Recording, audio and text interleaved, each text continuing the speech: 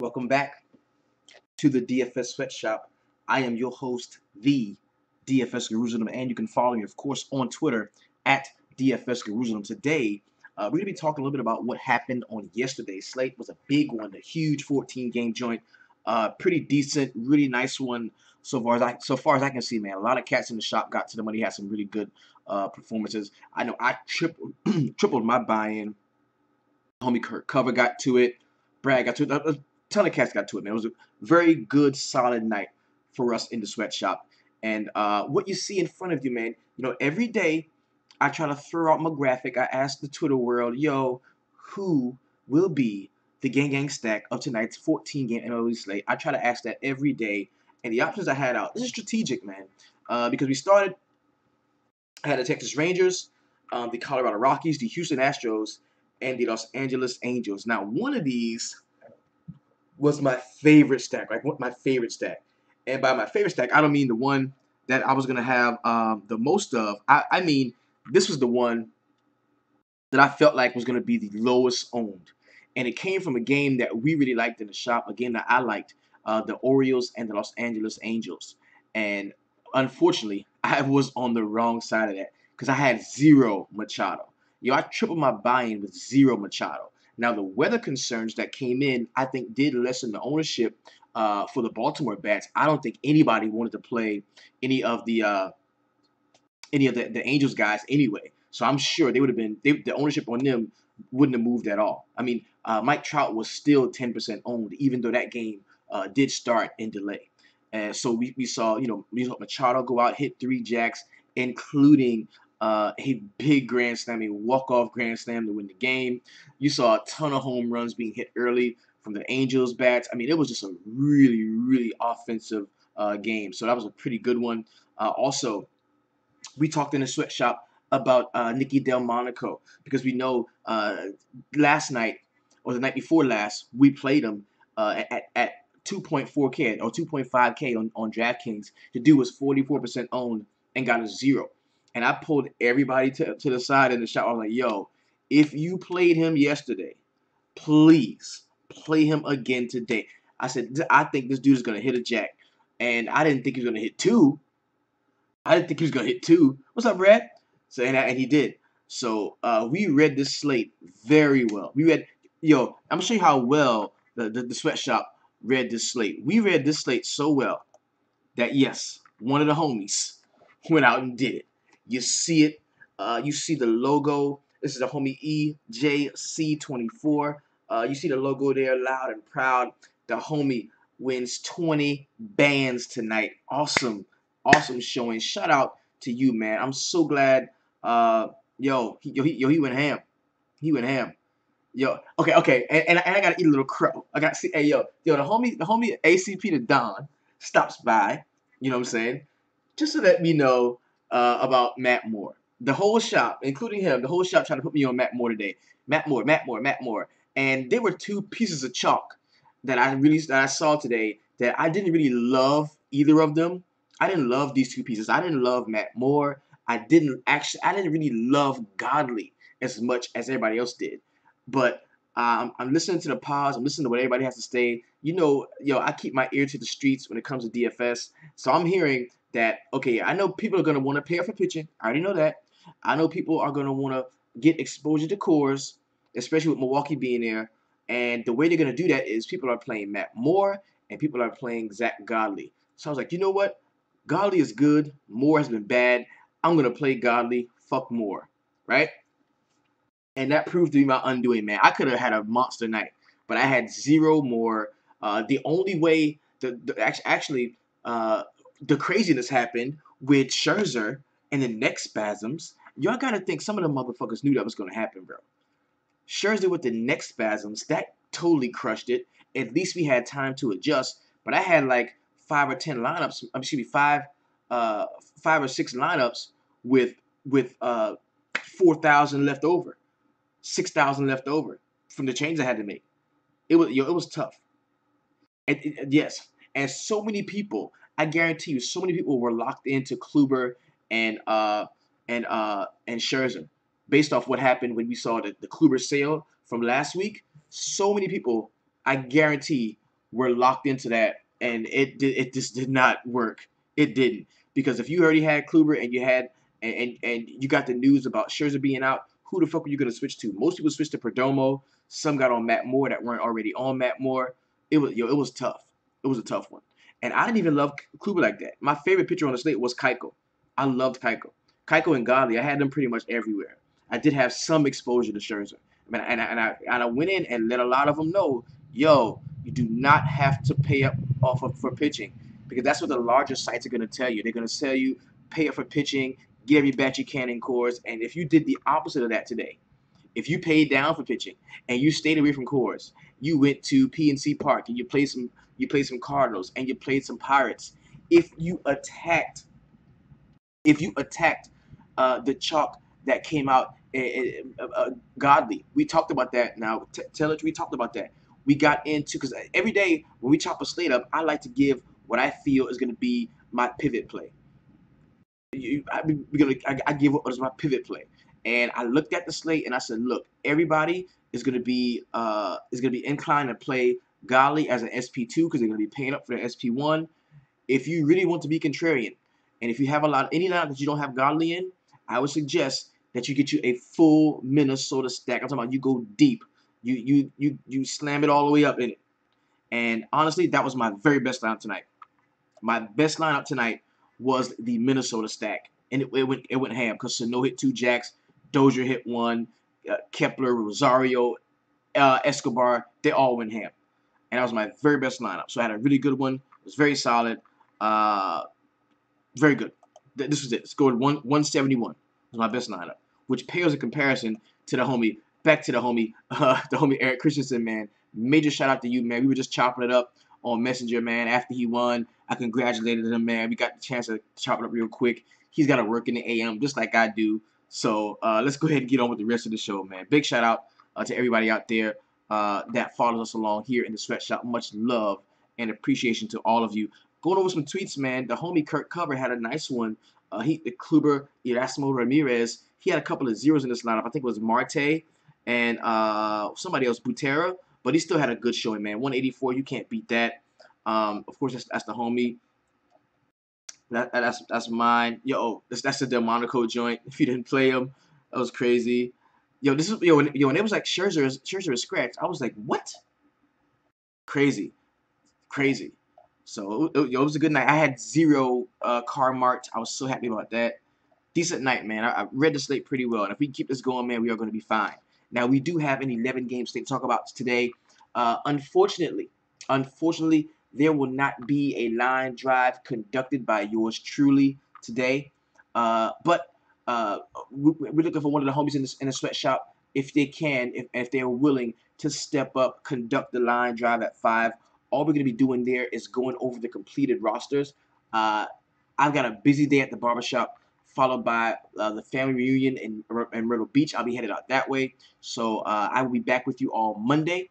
But still, let's go. Oh, yes. D West asked a great question. Asked me, how do I feel about the Granderson trade? And you know what? S nuts. The Dodgers, all right, okay. We were already saying, man, the Dodgers can win. But I think with this Curtis Granderson trade, the Dodgers are pretty much, they have to play in the World Series. If they don't play in the World Series, it is a huge failure. Everything they've done this year is a failure. I'm not saying they got to win, but they have to, at the very least, it is World Series or bust for them.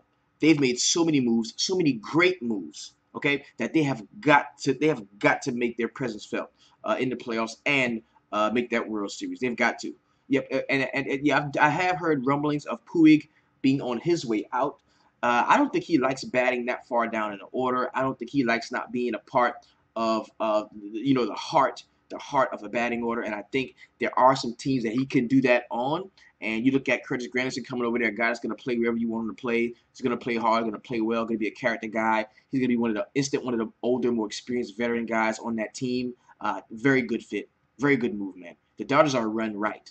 And the Mets have completely sold out. They are done. They don't care anymore. It's over. They've sold the entire farm. Fuck the Mets. I'm a Yankees fan anyway. So let's go ahead and jump into the slate. We're going to go check out DraftKings. Yo, and one thing that the homie told me to do, the homie that took away the 20 bands, Eric told me to do. He said to impress upon you. He said to impress upon you. Uh, the the the the the the the genius in playing the pick'ems.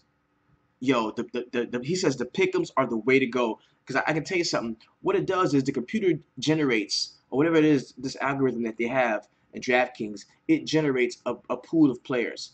And they're not the pool of players for a reason. They don't have guys in there that they think are going to be bad. And then you can pick between a guy that's going to play bad, a guy that's going to play good. Pretty much all of the people inside of that pool play well. So if you play a couple pick'em lineups, take a look at those pick'em lineups, and you see the people that keep coming up in the pick'ems, and then you translate that to your regular play, like your single entry or even your GPP plays. It could be a correlation there. Until they figure that out, it could be a correlation there between the people that DraftKings puts in the pick'ems. There could be a correlation between that and who is going to actually do well in the other tournaments. That's something that some of the homies in the shop came up with. I know Tom Riley is a guy that definitely was talking about that. I, being a student of this whole thing and of these gentlemen in the sweatshop, that's something that I picked up, and I'm gonna use that until I guess DraftKings figure it out. But think about that, okay? So we've got 15 games in the all day. We're not even gonna worry about those 3 games, those 3 early games. We're gonna be really focusing on the 7:05 first pitch, the 11 games here. We do have a 3-game turbo that's gonna be jumping off at 8:05, and then a late. Excuse me, the night one is at 2 games at 8:40. So the good thing about this is once you all come together at 5 o'clock, and whoever wants to lead that show, man, you're more than welcome. Please hop in because this shit can run without me. You know what I'm saying? It can. So you got 11 games here, and the the latest game is at 8:40. So we should have all the lineups. We don't have to wait for the later lineups to come out. So that's going to be good. So let's go ahead and jump into it, man. We're going to take a look at the pitching. That's what the first class is about. Oh my goodness. First things first. The very first thing you see is we have a Chris Sale slate against my New York Yankees. That's going to be a good one. He's priced up 14.1. You've got a Zack Greinke, 11.7. You got Strasburg is all the way down to 11K. You got Trevor Bauer at 9.8. He's been playing well lately. You got Kevin Guzman, 8.5. He has been decent. Colin McHugh, Jared Eichhoff, Julio Teheran, who we did use last time out, Jason Vargas, Ty Block, JC Ramirez, Chad Bettis, Cece Sabathia is pitching for the Yankees, Berrios. So this is nice. This is nice.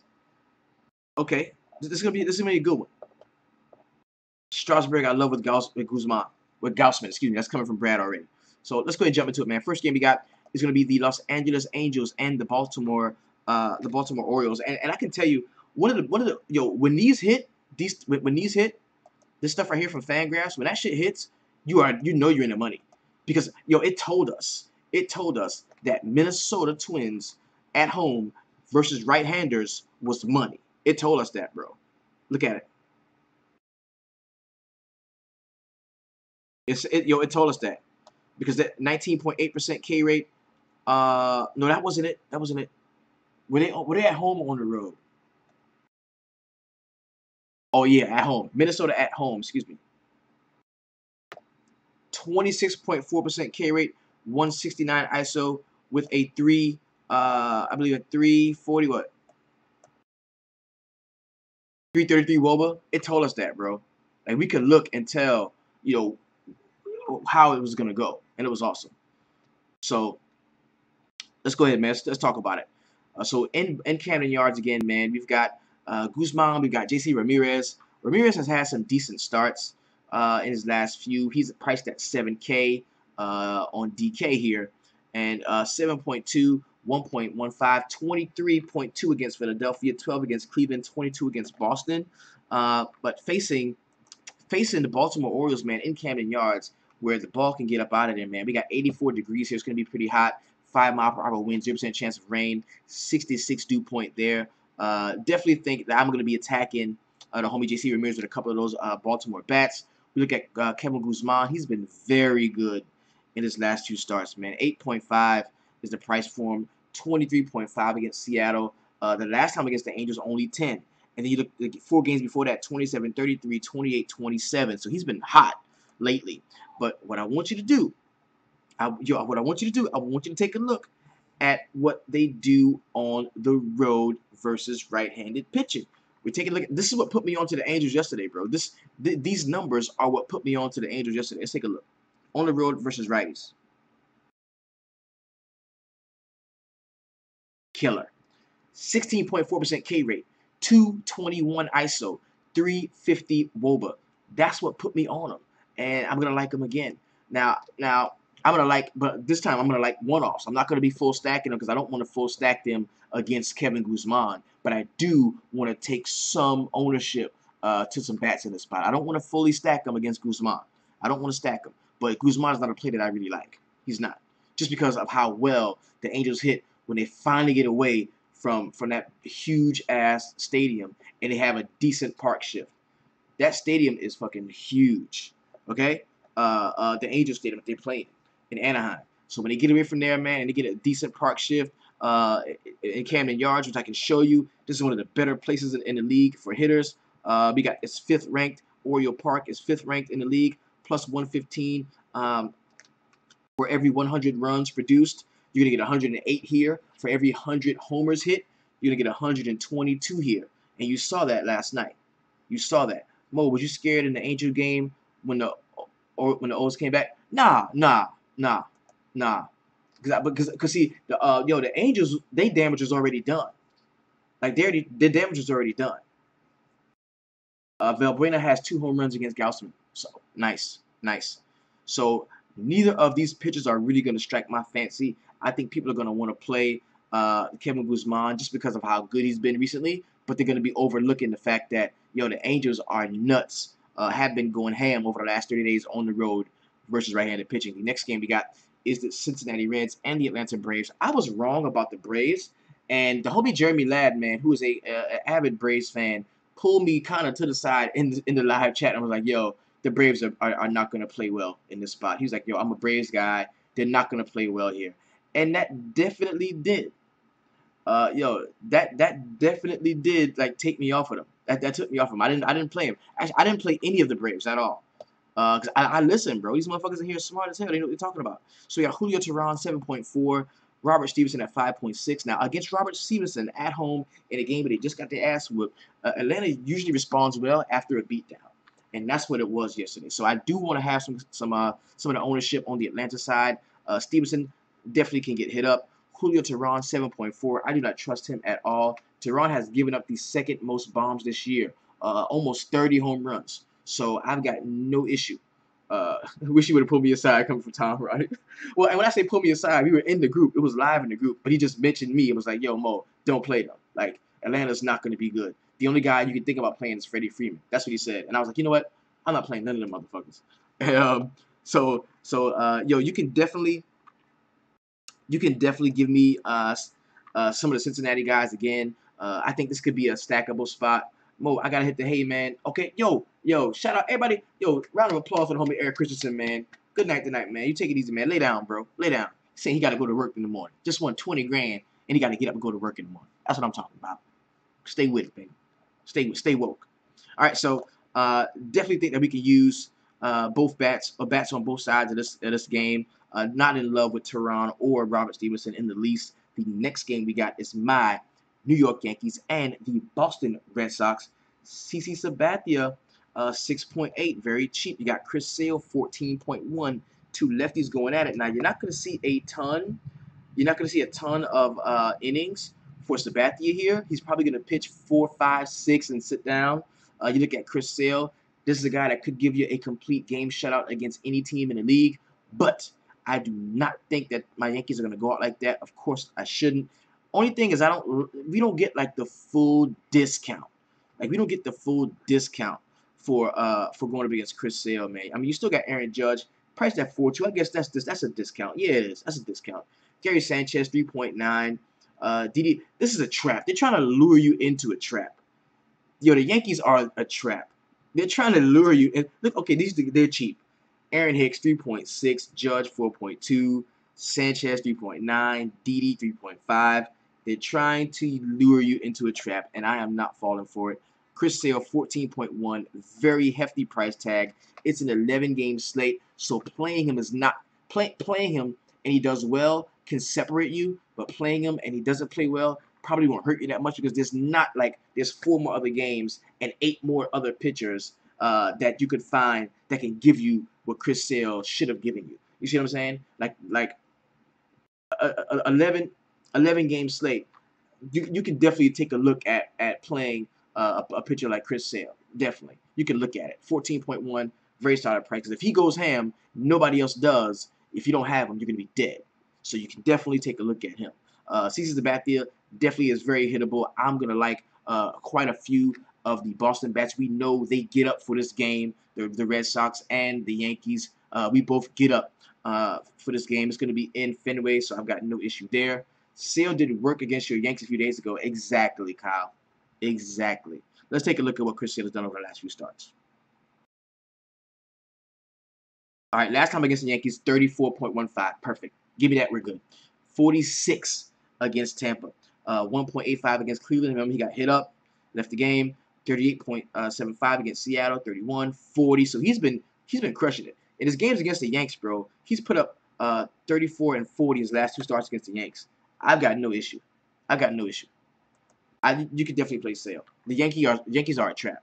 The Yankees are a trap. One of them are going to hit a jack. Good luck finding out which one it's going to be. Yankees are a trap. I'm not playing. Not playing at all.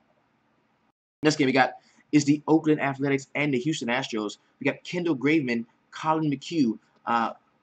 Keuchel went out, pitched a very solid game. I thought he would. I think Colin McHugh is in line to do the same. Let's take a look at what the Oakland A's do on the road versus right-handed pitching. This should help us out a little bit. They're not horrible. 22.2% K rate, 174 ISO with a 332 WOBA. That is not bad at all. We look at the Houston Astros and what they do at the crib and against right-handed pitching. They're going to be toward the top of the league easily. Okay, here we go. Yeah, 199 ISO, 358 WOBA with only a 15.8% K rate. So that's going to make some of those guys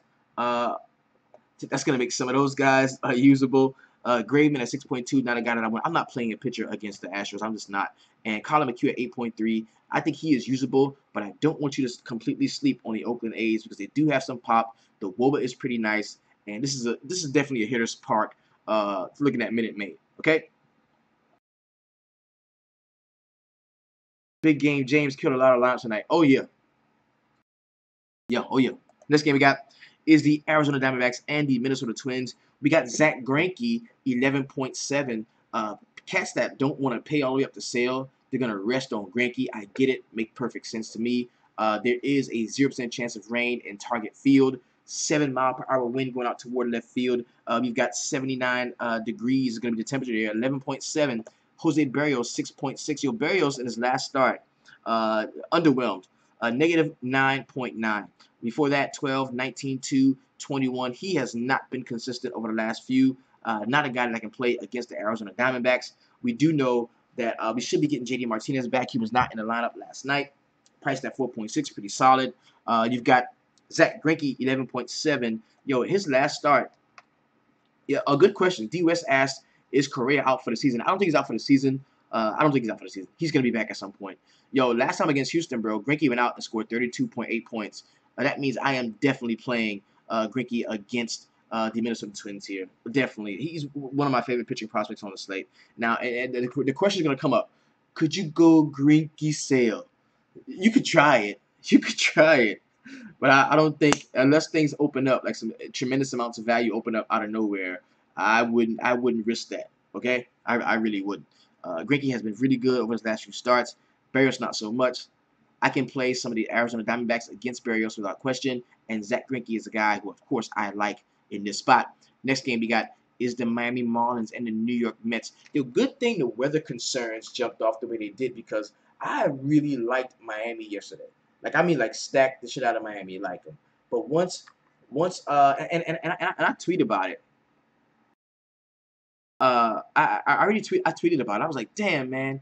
I ended up changing everything because once I saw the news come out yesterday about the Marlins and the Mets being one of the more dangerous games, I just totally got all of the line, all of them out. I left a couple of the Mets guys in $1 or $2 lineups, but all of like my cash, my big stuff, yo, I got completely out of it. So we got Miami guys completely out of it. So we got Vance Worley at 6K, Rafael Montero at 5.7. Both of these guys that can get hit easily. 9.5 run total. Remember, Curtis Granderson is now gone. They're gonna have to make do with this lineup.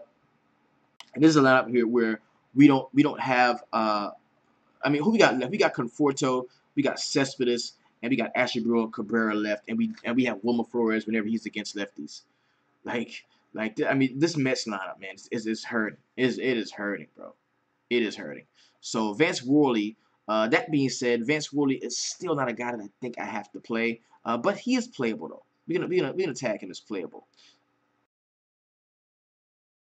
Yeah, we're gonna tag him as playable.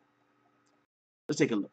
-2 against Colorado, 14, 24 against Washington, 4.8 against Cincinnati. I'm going to tag Vance Worley as playable. Rafael Montero, not so much. I'm going to be back on the Miami side, most certainly. If I had gone with a few Mets, I'd have been dead tonight. Me too. Me too. Me too. If I had left my lines the way they were, I'd have been dead. I'm glad I switched it up. Next game we got is the Cleveland Indians and the Kansas City Royals. Trevor Bauer, Jason Vargas. Yo, Vargas at one point in the season was like the guy. He was killing it. And that just hasn't been the case. 20 in his last start against the White Sox. -2, 13.65, 15.6, -4. But I'm going to tell you like this, man. Cleveland Cleveland was another team that we talked about in the line drive yesterday, saying, yo, nobody. As a matter of fact, one of the other good lineups that I had was the Cleveland stack because I was closing out and I was about to leave out of the stream, and one of the homies was like, yo, before you go, yo, can you chop up a Cleveland stack for me right quick? And I was like, Jeffrey Lanier, yeah. He was like, yeah, before you go, he just showed up. He was like, before you go, can you chop up a Cleveland stack? I was like, all right, cool. Did it. Dope lineup. Like everybody was like 3% owned. Nobody wanted to play Cleveland. Dope line. Dope line. The trap is hot. And and you look at them against lefties, bro. Yo, let's go take a look at this. On the road versus lefties. Look at these Indians, baby. 17.5% K rate, 211 ISO with a 376 WOBA. Check, please. Check, please. Sign me up. Then you've got Trevor Bauer at 9.8. Them being so good and so hot against Jason Vargas is automatically going to put them in play for me. And with that comes the win for Trevor Bauer. He's a guy that I am going to consider. But I'm not going to just say, hey, they're going to roll all over the Kansas City Royals, because that's a team that can strike. And when they do, they can really set it off. So right now, I'm looking at Trevor Bauer as one of the pivot spots. Yeah, I'm looking at Trevor Bauer as one of the pivot spots. A guy that if you're not playing him, then that means you should have some exposure to some Kansas City bats. But we're going to chop that up a little bit later on. Hopefully one of you do that inside the line drive, as I will not be able to attend. So that's Trevor Bauer is playable. Next game we got is the Chicago White Sox and the Texas Rangers. Derek Holland, 5.4. Martin Perez, 6.5. Yes, sir. Give me some of them Chicago White Sox against Martin Perez. Yo, there's no problem here. There's no problem. You can play any right-handed bat you want against Martin Perez. That dude gives up the jacks like it ain't nothing. I'm talking about, let's take a look over his last few starts. 13, 27.6 against the Mets, -6 against Minnesota, -6.85 against Baltimore, 10, 6, 10, 8, 10, 12, 12. Like, this dude is not good. And that one start, that 27-point start, that was bullshit. That was in like a 4-game early slate. And nobody played him. The only one, whoever won played him. He's not going to do that on the main. The White Sox took it to the Rangers. They did. They did. And I think both teams are going to come out playing very well. The one thing is we look at what the Rangers do at the crib versus lefties, and it's not going to be great, man. It's really not. 21.1% K rate, 176 ISO, which is decent, a little bit above the league average, and 309 is the WOBA. But if we take a look at the White Sox and what they do on the road versus lefties, that should help us out some. Let's take a look. 152 ISO, 289 WOBA with a 23.6% K rate. Of course, the discount on these cats is not what you would think it might be. I mean, you got Nikki Del Monico at 3.4, Avisel Garcia, who might be in the rotation at 4.2, Tim Anderson 3.5, Johan Moncada is now 4K, so it's pretty much not the same. It's pretty much not the same as it's been over the last few starts. But some of those guys I think are going to be very usable against Martin Perez. Derek Holland, any of the righties you want to play against Derek Holland, fire him up.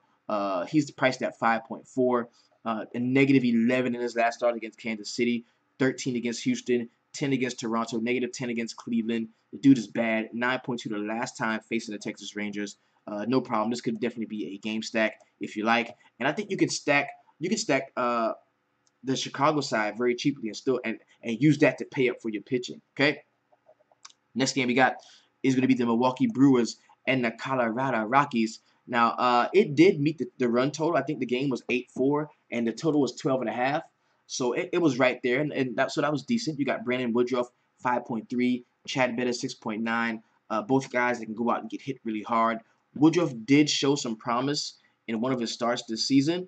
8.5 was against Minnesota, 24.85 against Tampa Bay. All the pitchers have been playing well against Tampa Bay. Chad Bettis at 6.9. I think he wasn't good. He was decent against Atlanta. Yeah, in Coarse, 16.15 was what he got. Don't want to play him against Milwaukee. I'm going to be using some of that lefty power. I'm going with some of the usual suspects in this spot. Cats like Travis Shaw and Eric Thames, VR, if he's going to be there. I'm going to be rocking with them cats in Coarse. And on the other side, of course, you can play any collection of the Rockies you want against Brandon Woodruff. The next game we got is the Washington Nationals and the San Diego Padres. Steven Strasburg, man, 11K is going to be the salary on him. And I'm not a big fan of Strasburg, but the last time against the San Diego Padres, the dude put up 47.35 points. I know this is a completely different roster. I know it is. You got Manuel Margot, Perella. You got a few different guys. Spangenberg is playing very well. But still, man, you got to pay up somewhere. And I definitely think Strasburg, and that's the thing. It's his first game back from the DL. And, a lot of times it's tough to play pitchers. They're tough to play pitchers in their first game back from the DL because they have that pitch limit. And you look at the Nationals, and they do have a pretty bad bullpen. So if you wanted to play some of the San Diego Padres guys, I can get with that. But stay tuned because we have to really find out what the pitch count is for him. We're going to check out some rehab starts, see how much he's been throwing the ball, how he's been throwing the ball, and we can make that determination if we want to get him into our lineups, okay? On the other side, you got Travis Wood at 4.7. Man, that is so cheap. That is so cheap. Travis, that is nothing. That is nothing. 8.45 against Philadelphia. He did have a 25.1 point game against Pittsburgh Pirates last month. Travis Wood, man. Take a look at what the Nationals do on the road versus lefties. Let's take a look. They crush. 23.6% K rate, 237 ISO, 341 WOBA. Yes, the Nats are squarely in play. Yo, the Nats are in play, bro.